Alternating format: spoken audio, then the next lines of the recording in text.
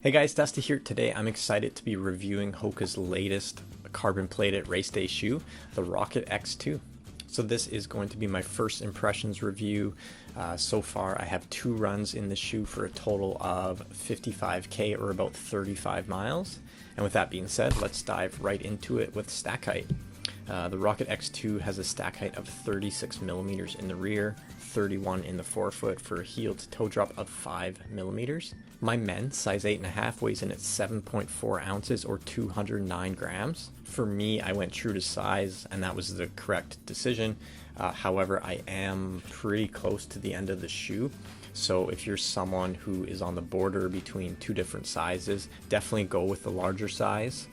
And another thing to mention about the fit is it fits quite narrow in the midfoot and the forefoot. So if you're someone who needs a wider width, again, you might have to go up a half size. And unfortunately, the shoe just might be so narrow that it's going to eliminate it as an option for those of you that need a wider width. Otherwise, the fit of the shoe is really nice. I had no issues whatsoever. It's a little bit harder to get into the shoe. I had really wished they had put a pull tab on the back. And overall, the narrowness didn't bother me. I just noticed it was there. My first run in this shoe was a 35k, and I didn't have any issues with the fit whatsoever. The upper is lightweight and breathable. It's plastic-like material, very reminiscent of the Vapor Weave found on the Vaporfly 1. The tongue is very short. It's semi-gusseted. I had no issues with it sliding around side to side. There's just a touch of padding inside the heel collar, and the heel counter itself has zero structure to it. It's a totally flexible heel. And for those of you wondering, the insoles are not removable. They're actually glued onto the footbed. However, I don't think this is a shoe that you're necessarily going to want to put an orthotic into. Now we move along to the midsole, and HOKA is finally getting away from their EVA-based midsoles in this shoe and using a PEBA-based midsole. And you'll know as soon as you put this shoe on that HOKA finally has a shoe that is worthy of being in the super shoe category. You're getting a very soft and bouncy PEBA-based midsole in this shoe with decent energy return, certainly more energy return than any other shoe HOKA's came out with. The carbon plate in the shoe, which is actually visible through the outsole, I believe it starts a little bit higher in the heel and then dips down towards the forefoot. And like I mentioned, this is a very soft ride. In fact, it's probably the softest carbon plated race day shoe that I've ever tried. Especially in the forefoot, it feels very, very cushioned. And overall, in terms of the ride, it felt really nice and smooth. Like I mentioned, a lot more energy return and poppiness off the toe off than any other HOKA. However, I find it's not quite as aggressive as some of the other race day options out there, like the Nike Vaporfly, maybe the Endorphin Pro 3 and Endorphin Elite, and as well as the new on-running Cloudboom Echo 3 that I just reviewed last week. I'd say most of those shoes feel quite a bit more aggressive, especially during the toe-off phase, than the Rocket X2. And I will say some of those shoes I just mentioned might be for more of that elite runner, whereas I think the Rocket X2 is going to be more of a great race day option for an everyday runner. Now to touch on the outsole quickly, so far through 35 miles, I see basically zero wear. I'm seeing a little bit of aesthetic wear on the exposed midsole, but that's not a big deal. As far as the actual rubber goes, I'm seeing basically zero wear, so you know it's going to be a really durable rubber. I haven't ran on wet pavement yet, but I have a feeling the shoe is probably going to grip decently.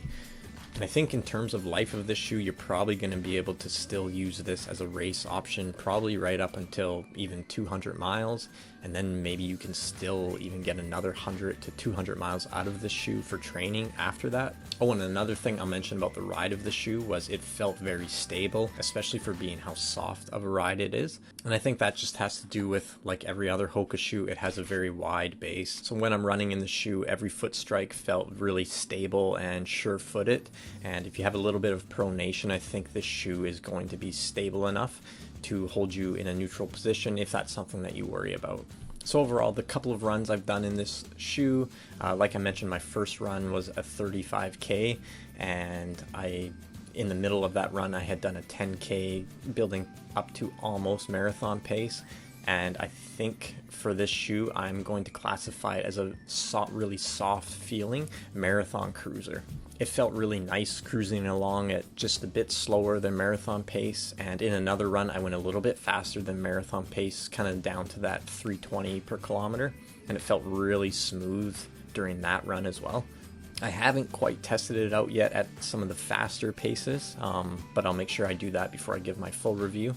But overall, if you like a really soft feeling ride, this definitely has to be on your radar for a race day option.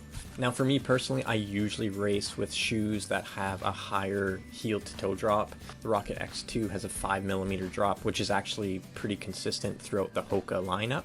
And I can certainly say I probably wouldn't use the Rocket X2 for half marathon racing and under. I think there's, for me at least, just faster options out there, and I don't need all this cushion for a half marathon. And I haven't mentioned it yet, but the price of the Rocket X2 is 280 Canadian or 250 US. And honestly, to have a race day carbon plated shoe that is truly in the super shoe category to come in under 300 Canadian is pretty rare these days. So in terms of price, I think it's a very fair price for the Rocket X2, especially when you consider this is probably going to be a lot more durable of an option than some of the other race day shoes out there. And if you're someone who loves HOKA, you can get a pretty sweet running shoe rotation out of that brand now. The Clifton 9 is an awesome daily trainer. I haven't put out my review yet, but I've been running in it.